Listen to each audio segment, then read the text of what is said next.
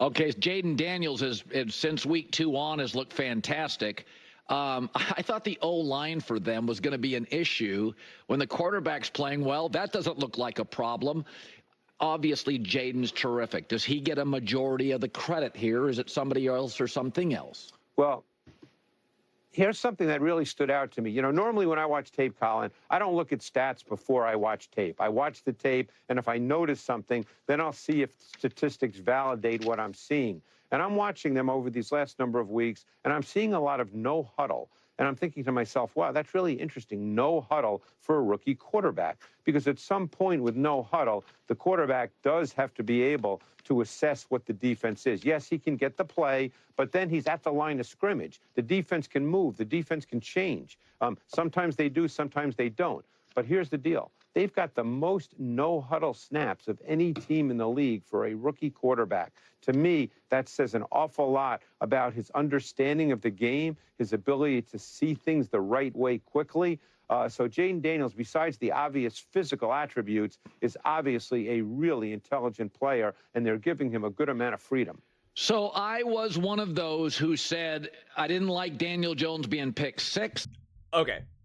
But now he's talking about Daniel Jones. We're talking about Jayden Daniels, the only Daniel that matters. Okay. Yeah, I am officially the Jayden Daniels Washington Commanders whisperer, because everything I've said, I don't think I've said a single thing that has been proven wrong, and I predicted just way too many things. And again, don't worry, I'm not going to go through all my receipts, but I did say that what jumps out to me is that Jayden Daniels is clearly a hyper intelligent person. I said what's been making him special is, you know, the neck up, as the cool kids say. And now we have Greg Cosell, who is smarter than me at football, that's for sure, and understands the film way better than I am. And he's saying what's standing out to him is the intelligence, is of what they're doing that clearly means just how intelligent Jayden Daniels is. And I said, for me, it stood out actually, not only how he threw, but it's actually how he ran. Ironically, because I'm the one that always keeps saying Jayden is a pass first. Stop just referring to him as a running quarterback. And if you take away his legs, he's still going to be a great quarterback. But ironically, what stood out to me was how he ran. And I'm like, he's running like a very intelligent person would run. It's the way he moved, the way how he was looking down the field, the decisions that he was making, which I then said, I know you're intelligent. I said, I know you're hyper intelligent, which means there's zero excuse for you to ever take a big hit with your legs. When you're running, there's zero excuse. Zero excuse. You should always be getting down or running out of bounds. Some of these other guys that maybe are just not the smartest people and they just can't get it, I could give them a little bit of the benefit of the doubt, because not everybody is as smart as everyone else. And I was like, Jayden Daniels, you are clearly a hyper intelligent, really, really smart person. So there's zero excuse for you to ever take a big hit, ever. You slide and get out of bounds. And it's great to see me now get validated by Greg Cosell saying that, because it was very clear to me, and it continues to be clear, not only in his run game, but also his passing game, what Cliff Kingsbury is doing that offense with him, and how they keep asking Jayden to do more and more and more throughout the season. It's so funny because you see something like this. And I've said a lot of positive and a lot of great things about Caleb Williams as well. I believe in both these quarterbacks. But in a Caleb Williams video, I made someone in earnest, right? This wasn't meant to be mean or anything bad. But they said, oh, you know, they're doing more with Caleb Williams. They're asking Caleb Williams to do more. So he's struggling now. And therefore, it's going to help him down the road. And this was kind of implied because this was kind of the whole thing that the Commanders are not asking Jayden Daniels to do much, that everything is really simplified, and that's why they, you know, the Bengals, I forget who it was, but they kind of made fun of him and said, oh, this is just a college offense, right?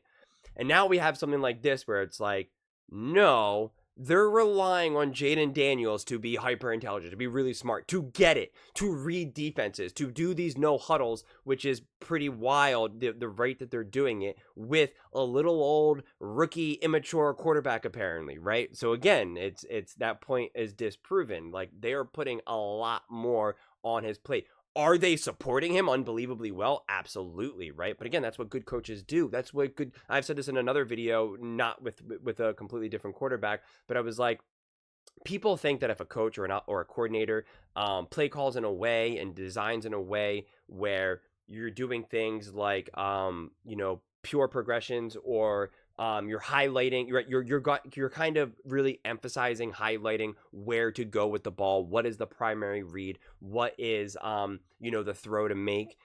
People assume that that's like babying a quarterback, or saying that a quarterback is not that good and that's what they need, when in reality great coaches do that to all quarterbacks, right? And then I use the example, Andy Reid does that for Patrick Mahomes, right? It's simplifying offenses and making their job easier so they can more readily and more consistently succeed. And then when you need them to go off script and be magical, it's have at it, my boy, right? But it's not like, hey, since you're really great, I'm going to ask you to just take the literal weight of the world on you. And hey, you're great. You're supposed to be great. You're a Hall of Famer. You're the GOAT. Go at it. That's not what great coaches do. So people get this confused saying, oh, well, they're doing this because he's a rookie, or he can't handle much, or whatever it may be, or he's not smart enough. And it's like, that's not always reality. Sometimes it is, technically. Sometimes a quarterback just can't handle it, and so they got to just really simplify things. And they're like, you can't even go off script or do anything, so we really just need to simplify everything for you. Sometimes that can be the case.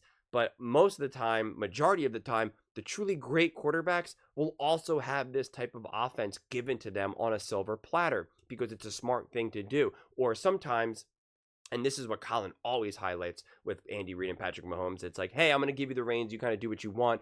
But when things kind of start to get a little wonky, me, Andy Reid, I'm going to pull you back in, right? I'm going to take away certain passes from you. We're not going downfield anymore. We are going to do a lot of pitch and catch stuff. I'm going to get a lot of guys in rhythm and moving in open space. We're going to do short little, dump off passes that are glorified run games. Like we're going to kind of just get things going, moving in the positive direction. And again, that's Andy Reid simplifying the offense. And Patrick Mahomes didn't even love it. Patrick Mahomes admitted, like, it wasn't really fun. Yeah, we won the Super Bowl, but it's not what I want to do. And again, the fact that he couldn't do what he wanted to do is more proof of Andy Reid saying, I'm in charge of this offense, bro. I know you're the GOAT, or you're the GOAT right now, or the GOAT in waiting, whatever it may be. Like, I know, but like, you're going to follow my directions. I'm Andy Reid. I'm the coach. You're going to follow me and we're going to win, right? I've proven that. You follow what I say, we win. And you're still going to have free range to do things that you want to do.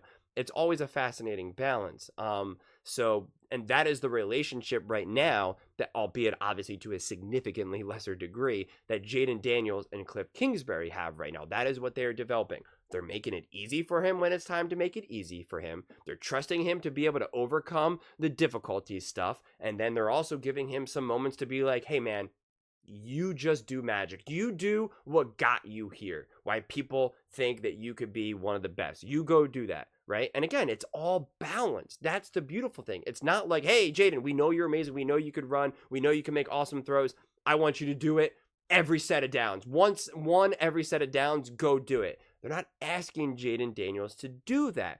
And that is what smart game plans are. That is what smart coaching is. It's just smart, and it's a balance between relying on what your quarterback can do, but also making things easier for him. And I've said this so many times over the months and months and months for all quarterbacks. No matter how great your quarterback is, the job is to make things easier for that quarterback. Get them weapons, get them a better O-line, get them a run game, get them a coach who actually knows how to design a game plan and design game, plays and actually play call in the game. All of those things matter. Just because you have a great quarterback or you can do great things doesn't mean that you're like, okay, great, we don't have to worry about that now. That's what bad teams do. Right? That's what poorly run franchises do. Not the great ones, not the GOATs, not the ones that have consistent high levels of success. So, yeah, that was just my long-winded way of saying Jayden Daniels is a great quarterback and he's really intelligent. And the Washington Commanders and Cliff Kingsbury have been doing a great job balancing this all out. And it's make no mistake about it. It is a balancing act, right? What comes to my mind for some bizarre reason, probably because I've seen it so many times, because I've seen so many Golden State Warriors games. A lot of time at the halftime show, they have this woman, this Asian woman, who balances like all these like plates, like, and it's like really high up in the air, and she's like balancing all different plates. She does it a lot, like at the halftime shows and stuff. And you know, in a lot of ways, that's what it feels like the Washington Commanders and Jayden Daniels are doing.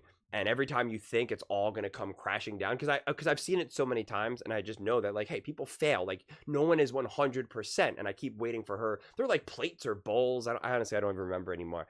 But it was just like, I'm like, it has to fall at least once. Like, it has to, because she's like balancing herself on something, and then like she's balancing the thing. I'm like, it has to fall at least once. There's no way she's going to be 100%. And that's what it feels like with the Commanders. It's like nothing can be 100%. There's just no way. When are some of these things potentially going to break? Not all come crashing down, but when are they going to have some of that adversity? And the truth is, they just keep overcoming. But those are just my thoughts. I'd absolutely love to hear yours. What do you guys all think about the Washington Commanders, Jayden Daniels? And I guess the question, will Jayden sustain this success? Well, I'll just answer that very, very, very quickly. The answer is yes, he will. But those are just my thoughts. Let me know in the comments below. I read every single comment, so whether you agree with me or disagree with me, either way, let's get in some discussions, let's get in some fights, but ultimately, let's just have some fun. And please do consider subscribing. We're building an amazing community here, and I'd absolutely love to see you part of it. I want to build something that we all genuinely feel connected to, something that we're really excited to be part of. I think we're well on our way to doing it. And please don't forget to give this video a thumbs up, as it really does help with the visibility and the algorithm. Thank you so much, and see you next time.